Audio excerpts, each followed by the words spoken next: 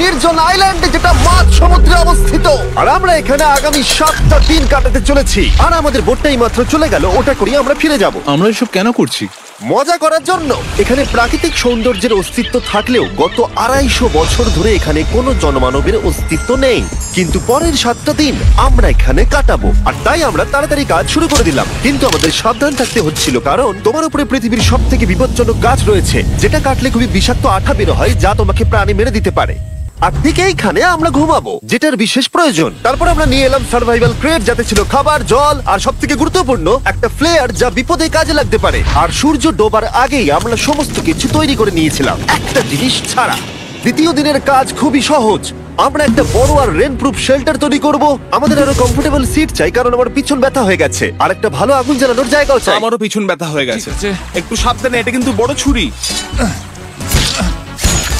নারকোল! বাহ, দারুণ তো। এবং ওরা মুরগি ধরারও চেষ্টা করলো।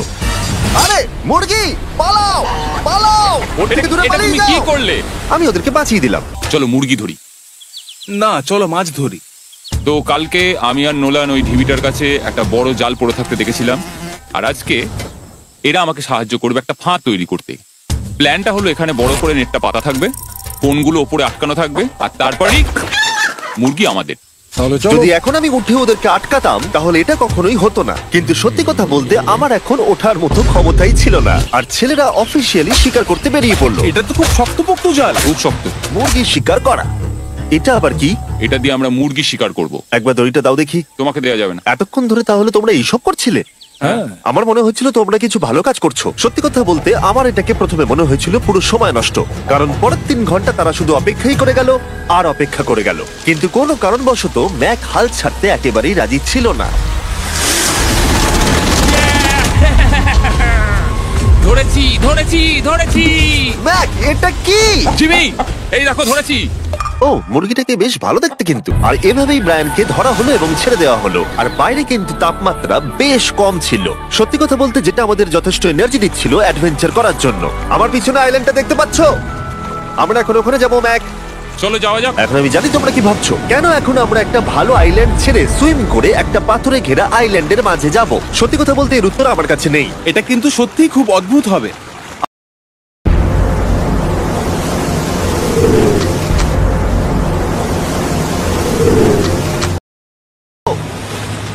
আর এখন আমরা এখানে। এদিকে দেখো, দুদিক দিয়ে আমাদের দিকে ঢেউ আসছে। এগুলো কিন্তু খুব পিছল পাথর। দাও, এটা আমি ধরি। ও গড, ও, এটা তো দারুণ লাগছে। অসাধারণ দেখতে লাগছে। আমরা পেরেছি! জানি না আমরা কেন করলাম, কিন্তু আমরা পেরেছি। এখন এখান থেকে নামবো কি করে, আর তারপরে আমাদের আইল্যান্ডে ফিরবো কি করে? যেটা সবচেয়ে ইজিলি করা যাবে সেটা হচ্ছে ঝাঁপ মারা। আমি ঝাঁপ মারবো না। খেতে আমাদের মুখ পচে গেছে, তাই জন্য আমার কাছে একটা সলিউশন আছে। যাই হোক, এর থেকে বেশি দূরে আমি যাব না, তোমরা মজা করো। ও মাই গড, এত কিছু মাছ ধরার জন্য? তোমাদের মাছ ধরতে গেলে কিন্তু অবশ্যই অনেক অনেক দূরে যেতে হবে। মাছেরা কিন্তু এই হালকা নীল জলে কখনোই থাকবে না, ওরা ওখানে কালো নীল জলে থাকে। তাই এটা কি ভালো আইডিয়া নাকি খুব বাজে? সম্ভবত বাজে। প্ল্যানটা কিন্তু একটু বিপজ্জনক হলেও বেশ সোজা ছিল। ম্যাক একটা হিউম্যান মোটর বোটের মতো কাজ করছিল। শেন আর নোলানকে টেনে টেনে মাছ সমুদ্রে নিয়ে গেল। আর শেনকে এখন যে কাজটা ভালোভাবে করতে হবে সেটা হলো, ওকে মাছ ধরতে হবে, আর আমরা যাতে ভালো করে খেতে পারি তার ব্যবস্থা করতে হবে। তোমরা দড়ি ধরে আছো তো? আমি 500 ফুটের একটা দড়ি এনেছিলাম, যেটা দিয়ে ওদেরকে বাঁধা আছে, তাই ওদের কোনো সাহায্য লাগলে আমরা ওদেরকে টেনে নিয়ে আসতে পারবো। তাই না চ্যান্ডেলার? হ্যাঁ। দড়ি এখনো আছে তো? হ্যাঁ, অনেকটা দড়ি আছে। ম্যাক, তুমি ঠিক আছো তো? হ্যাঁ, ম্যাক ওদেরকে এখনো টানছে। আমাদের এই দড়িটা খুলে ফেলা উচিত, এটার জন্য আরো ভারী লাগছে। পরে অসুবিধা হলে বলতে পারবে না কিন্তু। আমরা দড়িটাও খুলে দিয়েছি আর বিচ থেকে অনেকটাই দূরে আছি। আর ওদের সি সিকনেসের হাত থেকে বাঁচার কোনো উপায় নেই। ওইদিকে মেঘ করেছে। হ্যাঁ, দেখতে পেয়েছি। আমাদের তাড়াতাড়ি করতে হবে। মনে হয় বৃষ্টি হবে। তাই মনে হচ্ছে। আমার মনে হচ্ছে দড়িটা কোনোভাবে ছিঁড়ে গেছে। এ বাবা, মনে হয় আমরা এখন মাছ ধরা শুরু করতে পারি। কিন্তু ম্যাক তো এখনো জলে আছে। বন্ধুরা, তোমাদের দড়িটা ছিঁড়ে গেছে। এবার আমরা ওখানে যাবার জন্য বেরিয়ে পড়লাম। ঠিক আছে, চলো যাওয়া যাক। আমাদের জল প্রায় শেষ হয়ে এসেছে। অ্যাডভেঞ্চারের জন্য তো কিছুটা প্রয়োজন। তোমরা যাও, আমি চেষ্টা করছি এর মধ্যে নারকেলের জল ভরে রাখা। ঠিক আছে, তোমরা এগো, আমি 1 সেকেন্ডের মধ্যে আসছি। ওরা জানে না যে আমি ওদের জন্য একটা সারপ্রাইজ পাহাড়ের একদম উপরে রেখেছি। কিছুক্ষণ পরই তোমরা সেটা দেখতে পাবে। ওদিকটা একবার দেখো বয়েজ, চলে এসো, চলে এসো দিকে। এখানে তোমাদের স্বাগত। ও, এটা তো দারুণ। ভাই, এখানে ইয়েলো বক্সটা কি করছে? হ্যাঁ, ওই বাক্সটা কি আছে? ভালো হয়েছে জিজ্ঞাসা করলে। এই বিল্ডিংটা প্রায় 100 বছরের পুরনো। 100 বছর আগে এটাকে যারা বানিয়েছিল তারা কি ভেবেছিল কিছু ইউটিউবার্স এটাকে দেখতে আসবে? ও এটা তো অসাধারণ। ক্যাকটাসটা ওপরে কি করছে? ক্যাকটাসটা কি হামাগুড়ি দিয়ে ওপরে উঠে গেছে নাকি ওকে কেউ রেখে এসেছে? ক্যাকটাসরা হামাগুড়ি দিতে পারে না জিমি। ওদের পা নেই। ও মাই গড। চলো অন্য দিকটাও দেখা যাক। এখানেও ধ্বংসাবশেষ রয়েছে।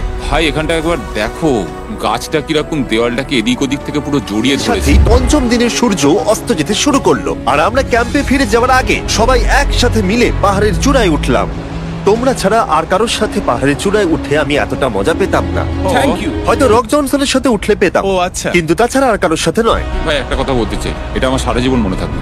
হ্যাঁ আমারও। আমার মনে হচ্ছে এই দৃশ্যটা আমাদের পরিশ্রম রাত্রে আরো বেশি ভয়ানক। আউ ক্যাকটাস, আউ!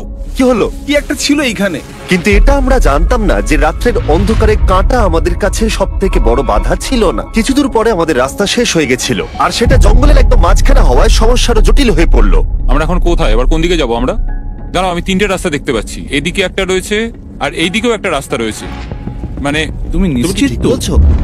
কোন দিকে যাবো? আমার সেটা মনে হয় না। সবাই আমার পিছনে এসো, আমি একটা র্যান্ডম ডিরেকশন চুজ করছি। দাঁড়াও, আমার মনে হচ্ছে লেফটে যেতে হবে। ও, না না, এদিকে- রাইটে যেতে হবে। আরে বৃষ্টি পড়ছে। সেদিন হয়তো আমাদের ভাগ্যটা বেশি ভালো ছিল, কারণ রাস্তা হারানোর সাথে সাথে বৃষ্টি পড়তেও শুরু করে দিল। তুমি ঠিক জানো তো এদিকে যেতে হবে? জিমি, এদিকে আমরা এসো। কোথায় যাবো? আরে আমি বলেছিলাম লেফটে যেতে। এই চ্যান্ডেলার, আসো আমার সাথে। চ্যান্ডেলার, তুমি কতটা শিওর? 10% শিওর যে এদিকে যেতে তোমার হবে। মনে হয় না 90% বেশি ভালো? তুমি 90% শিওর? তাড়াতাড়ি করো, আমরা অচেনা পাহাড়ের উপরে দাঁড়িয়ে আছি। চলো, বৃষ্টি পড়ছে। এখন চলো, আমরা চলো। কি করব সেটা আগে ঠিক করতে হবে। কি জানি, ও ভাই, আবহাওয়া কিন্তু খুব খারাপ। পা পিছলে যাচ্ছে কিন্তু। আমার মনে হয় না আমরা এই রাস্তাটা দিয়ে এসেছিলাম। ও, আমি এক্ষুনি পড়ে যাচ্ছিলাম। আমাদের ভাগ্য আর কত বেশি খারাপ হবে। ঠিক আছি, আমরা সঠিক পথে হাঁটছি কিনা জানি না, কিন্তু এটা জানি আমরা ক্যাম্পের কাছেই আছি। এই দেখো বালি বালি। দেখা যাচ্ছে। Thank আমরা God. চলে এসেছি। ক্যাম্প কিন্তু ওখানেই আছে। সেনকে ভয় পাওয়ানোর একটা চান্স আছে। এটার কি আমরা অ্যাডভান্টেজ নেব? হ্যাঁ, অবশ্যই। ওকে।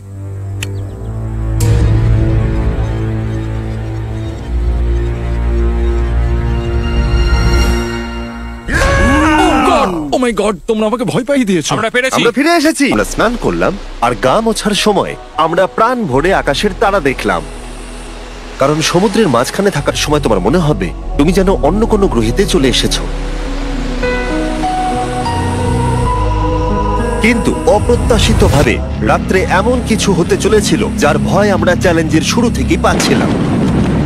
পুরো ভিজে গেছে। বন্ধুরা, বাজে খবর আছে। আমাদের শেল্টারের উপরে অনেক জল জমে গেছে। আমি জানি না আমাদের এর তলায় থাকাটা সেফ হবে কিনা। আমাদের শেল্টারকে আপগ্রেড করার অনেক চেষ্টা করা সত্ত্বেও ঝড়ের সময় জল ছাদের উপরে জমছিল।